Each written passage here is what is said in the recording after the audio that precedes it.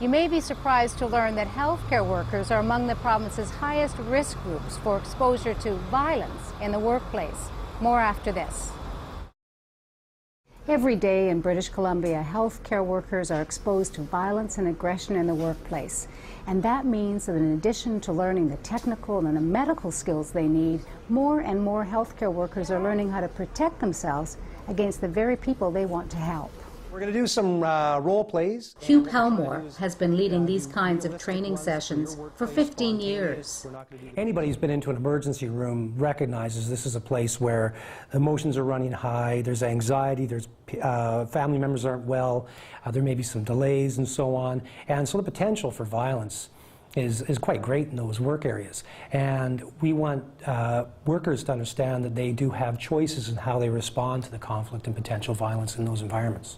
I've been waiting for my son to get in here for some time. Yeah, everybody's in the same position. We're really busy right now. If you just take a seat, somebody's going to get to you shortly, all right? I need to get my son in here now. Don't tell me to freaking relax. Hey, I need to get my son in Diffusing now. hostility is not a complicated process. It's straightforward, everyday communication, making safe choices, trusting intuition, knowing our limitations, and knowing that I don't have to resolve everything. My son needs to be in here right now. Yeah, I can understand, sir. It's very frustrating. We are pretty busy, but we're going to get to you as soon as possible. This is ridiculous. I can understand how frustrating this can be. Just if you give me a moment, get an update for you, find out just exactly how long it's going to be.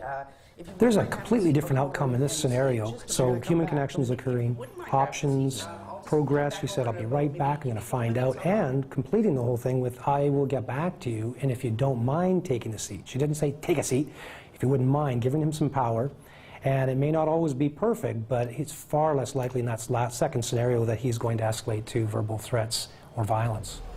It seems to me we could all benefit from the kind of training that Hugh is doing with these healthcare workers, because we all have a role to play to ensure that our healthcare system is a safe and violent-free environment. And even though it's just a piece of a very complex puzzle, this kind of training does mean that patients' behavior is less likely to escalate into violence and aggression. And that means that healthcare workers can do what they really want to do, and that's care for us, their patients. For WorkSafe BC, I'm Maria LaRose.